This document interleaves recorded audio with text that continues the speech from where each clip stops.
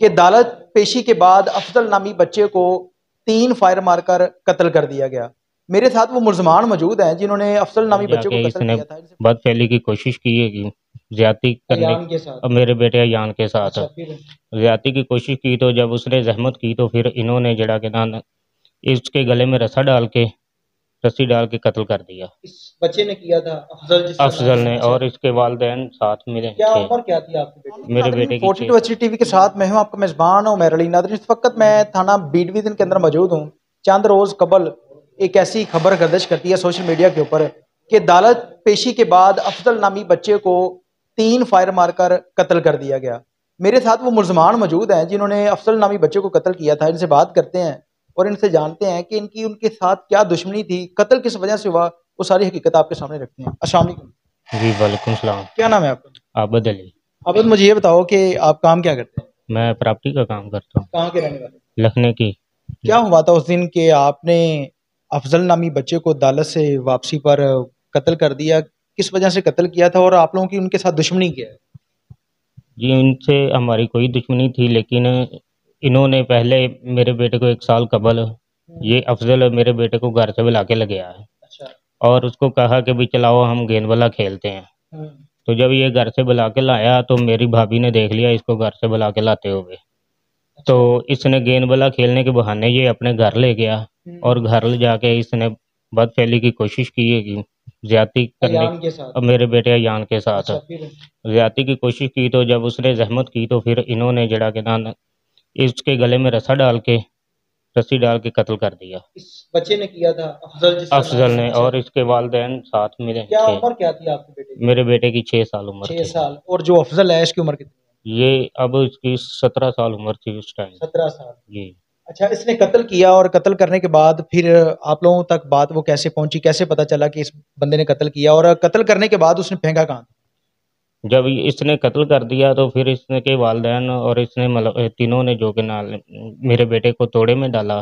तोड़े इसकी वालदा में लबस थी साथ? हाँ जी, वालद भी वालिद मुलव्वस दोनों थे? मुलव्वस अच्छा, थे। फिर? मिलके इन्होंने तोड़े में डाला। तोड़े में डालने के बाद ये अफजल की मोटरसाइकिल पे आरोप और दोनों जो कि नाले थे गंदे नाले में फेंक के गए। ठीक है। और जब हमने तलाश करना शुरू किया अपने बेटे को तो भाभी ने बताया कि ऐसे जो है कि ना अफजल लेके गया था उसको।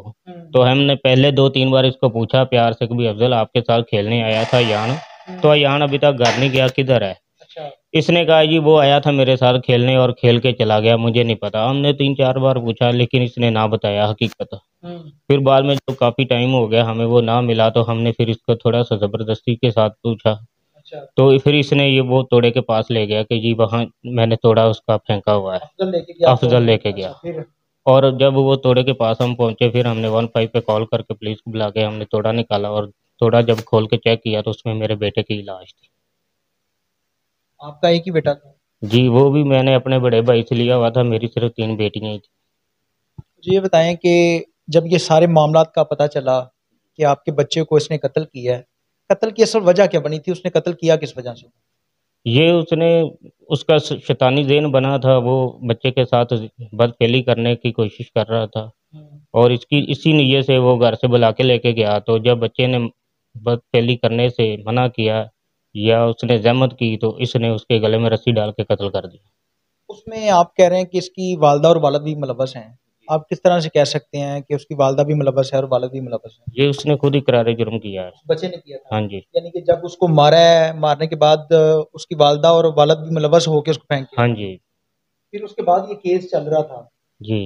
लेकिन आपने उसको अभी ही कत्ल क्यों किया? 1 साल हो गया ये मामला चलते हुए, केस चल रहा था अदालत में। क्या आपको अदालत के ऊपर यकीन नहीं था कि मुझे इंसाफ मिलेगा? नहीं, अदालतों पे यकीन था मुझे, लेकिन ये हर तरीक़ पे मुझे थ्रेट करते थे। किस तरह से? ये मुझे आँखें निकालते थे, आगे ज़ोर-ज़ोर से बदतमीज़ी करते थे, धमकियाँ देते थे। हम्म। और फिर जब हम तरीक़ से मैं वापस जाता था तो मेरी बाइक के पीछे ये लोग बाइक लगा देते थे। कौन लोग थे? ये इसके अफ़ज़ल के वालिद और साथ में इसके 3 हर तरीक़ पे वो 3 लोग आते थे इसके साथ। आप उन तीनों को जानते हैं? जी। कौन, रिश्तेदार हैं उनके या कौन, क्या लगते हैं उनके? वो इसके रिश्तेदार ही हैं। रिश्तेदार हाँ हैं। जी। जो मुद्दई है उनका कहना है कि जिस दिन आपने कत्ल किया है उसके साथ आपके साथ कोई पुलिस वाला भी था और आप लोग उनको थ्रेट कर रहे थे। आप कहते हैं वो कर रहे थे। क्या असल हकीकत क्या है? नहीं, मैंने कोई थ्रेड नहीं किया, मैं घर से अकेला ही आया था। उस दिन मेरे बेटे का सालाना ख़त्म था। उसी दिन जिस दिन आपने कत्ल जिस किया? दिन मैंने कत्ल किया, उसी दिन मेरे बेटे का सालाना ख़त्म था। मैं सुबह-सुबह उठा हूँ, मैंने उठ के नहाया-धोया, नाश्ता किया और तारीख पे आने के लिए तैयारी की। हम्म, तो मैंने इस भाई को कॉल की, इसने मेरी कॉल ही ना अटेंड की। तकरीबन 15 मिनट मैंने इसको कॉल फिर दोबारा की, फिर इसने ना उठाई। हम्म, तो 5 मिनट बाद इसकी कॉल आ गई। इसने कहा, "जी भाई, क्या बात है, कॉल कर रहे हैं?" मैंने बोला कि, "भई यार, आज ना ईयान का सालाना ख़त्म है और मैं तारीख पे जा रहा हूँ, तो आप कचहरी पे ही आ जाना। उधर से तारीख से फ़ारिग होके हम मंडी चलेंगे अच्छा। और मंडी से सामान वगैरह लेके फ्रूट-श्रूट तो फिर हम घर आएँगे, फिर ज़ोहर के बाद ख़त्म दिलाना है ईयान का।" ठीक। और जब मैं तारीख पे कचहरी पहुँचा, तो ये 4 लोग खड़े थे, पहले से? पहले से ही अच्छा। अदालत में। और मुझे मुंशी मेरा जो वकील का मुंशी था वो मिला, उसने कहा कि भी मैं पेश हो गया हूँ, आप लेट हो गए हैं। हम्म, तो जज साहब ने जो कहना है 12वें महीने की 2 तारीख दे दी है। अच्छा। मैंने कहा चलो ठीक है। मुंशी साहब अपने दफ्तर की तरफ चले गए, मैं वापसी आने लगा हूँ। हम्म, तो 2 नंबर गेट पे इन्होंने मुझे रोक लिया, मुझे बाहर नहीं निकलने दिया। किसने रोका था? आरफ़ और एक इसके साथ और उन आदमी था, लोगों ने रोका है? मुझे रोका इसने, अच्छा, फिर? बाहर नहीं आने दिया। फिर उसके बाद मैं चोरी-चोरी से जो कि नंबर 2 नंबर गेट से डीपीओ साहब के गेट पे चला गया, तो उस तरफ और 2 आदमी खड़े थे, अच्छा, इनके थे? इनके थे। अच्छा। उन्होंने मास्क लगाए हुए थे और एक की बड़ी-बड़ी मूँछें थी। हम्म, ये इधर से भी मूँछें नज़र आ रही थीं, हम्म, मास्क के अंदर से भी। अच्छा। और उन्होंने मुझे उधर रोक लिया और उन्होंने मुझे कहा कि भई आज हम आपको नहीं छोड़ेंगे। हमारे बेटे की हिरासत आ रही है, हिरासत से जब वो वापस चले जाएँगे, तो फिर उसके बाद हमने आज आपको मार देना है। अच्छा। तो मैं फिर डरता हुआ उधर अदालत के सामने चला गया। इन्होंने मुझे 1 घंटा पूरा जेड़ा कहते थ्रेट करते रहे हैं हम्म, और मुझे उधर खोखे के पास ले गए। जब ये अदालत से बाहर निकले हैं और वो हुमायूं के खोखे के पास आए हैं, अच्छा। तो अफ़ज़ल ने आवाज़ लगाई कि अब्बू वो आबिद खड़ा है, इसको मेरे सामने मारो। अच्छा। तो मैंने अपनी जान बचाते हुए अपना हिफाज़ती पिस्टल इस्तेमाल किया और फायरिंग कर दी। आपका मारने का पहले से कोई प्लान नहीं था? कोई प्लान मेरा कितने पहले लोग आप पेशी पे आए थे? सिर्फ़ मैं अकेला ही आया था। आप अकेले आए थे? जी, और इस भाई को मैंने बुलाया था कि भई मंडी से सामान लेना है, तो आप जो क्या नाम है आ आप जाना। जो आपके पास पिस्टल था, जी, वो आप अपने पास लेके घूमते थे? जी। कब से? ये जब से हम इनके साथ हमारी दुश्मनी हुई है। उनका ये कहना है कि जब ये तारीख पे आते थे, तकरीबन कुछ 10 से 15 लोग होते थे और ये हमें थ्रेट कर रहे थे। आप कहते हैं कि उन लोगों ने हमारा रास्ता रोका है, तो असल हकीकत क्या है? और क्या आपने उसी दिन मारने का प्लान बनाया या आप घर से प्लान बना के आए? नहीं, नहीं, मेरा मारने का कोई प्लान नहीं था, अगर मारना होता तो भाई साल से कितने हमारा फायर मारे थे आपने? मेरे फायर 3 हुए हैं लेकिन 2 लगे हैं इसको। कहाँ पे मारा? मैंने हवाई फायरिंग की, अब पता नहीं किधर लगे हैं मुझे। उसके सर के ऊपर यहाँ से फायर लगा है। मैंने नहीं देखा, मुझे उसी वक़्त मुलाज़िम ने अरेस्ट कर लिया था।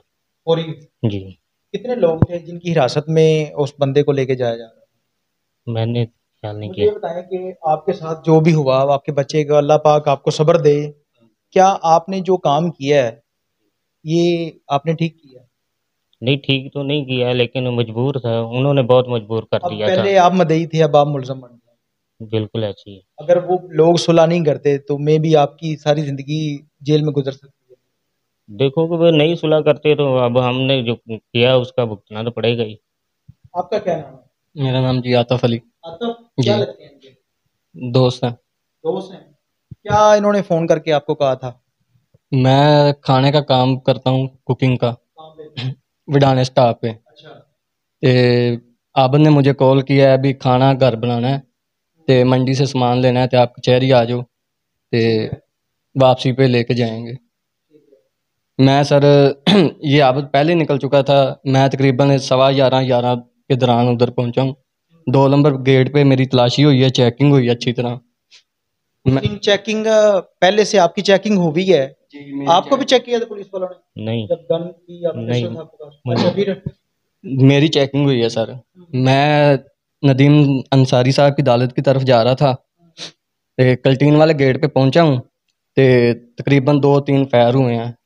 आप तब पास नहीं थे नहीं, मैं पास जब नहीं इन्होंने था। फायर लगाया? नहीं, अच्छा, फिर? जब मैंने देखा है तो इसे पुलिस वालों ने गिरफ्तार किया हुआ था। अच्छा। ते मदई ने मुझे देखा है वो मेरे महल्लेदार ही हैं मदई भी। उन्होंने देखा, मुझे जानते थे, उन्होंने बताया भी ये भी साथ ही है।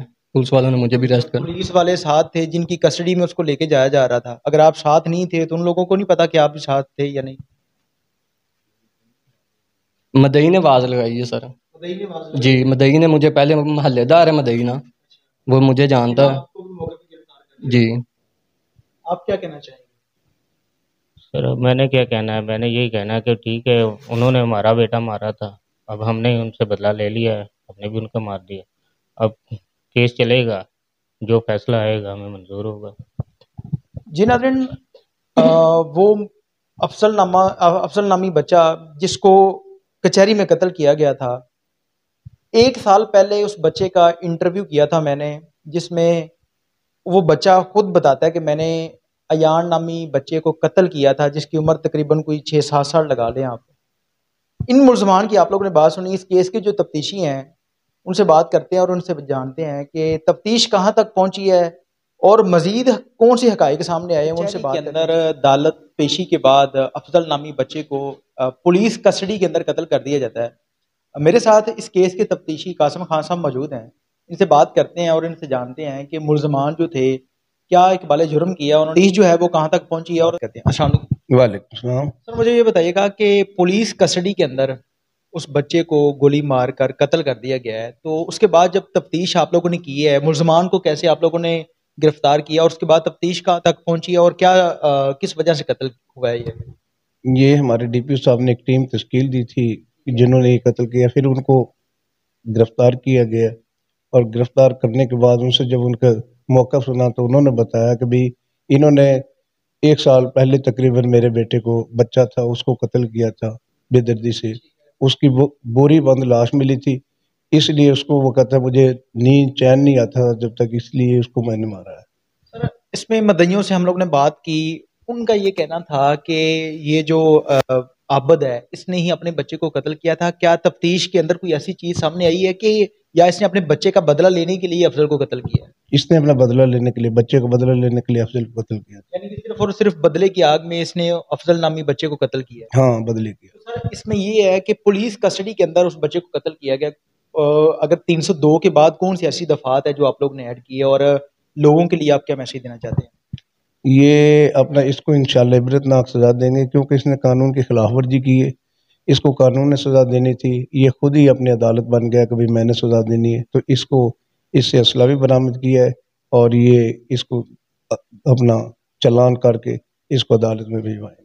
सर, उन लोगों के लिए आप क्या मैसेज देना चाहते हैं कि इस बंदे ने पुलिस कस्टडी के अंदर एक बंदे को फायर मारा है, तो इसको कौन सी सजा हो सकती है, ज्यादा से ज्यादा क्या सजा हो सकती है? 302 में अगर बंदे के ऊपर जुर्म साबित हो जाता है, सजाए मौत है, तो इसको क्या सजा होगी? क्योंकि बहुत सारे ऐसे लोग हैं जो मुकदमात के बाद इन मामलात में अपने आप को उलझा लेते हैं, तो उनके लिए आप क्या एक्स्ट्रा उनको मैसेज देना चाहते हैं कि इस बंदे को क्या सजा होगी जो इसने पुलिस कस्टडी के अंदर बंदे को कत्ल किया? नहीं, इंशाल्लाह इसको सजा होगी और ये सजा देना अदालत का काम है, ये पुलिस का नहीं है। हमारा काम है इसको दुरुस्त हालत में चालान करेंगे इसको और इंशाल्लाह इसको सजा भी दिलवाएंगे कोर्ट से। जी नाज़रीन, आपने जो इस केस के तफ्तीशी खान साहब से इनकी बात सुनी और पुलिस कस्टडी के अंदर उस बच्चे को फायर मारकर बेरहमी से कत्ल कर दिया जाता है। पुलिस की गुजारिश है कि कोई इस तरह का कानून पास हो जिसमें स्पीडली ट्रायल, बहुत सारे ऐसे केसेस हैं जो कि 3-3 साल, 10-10 साल जो अदालतों के अंदर चलते हैं, लेकिन उसके बाद जब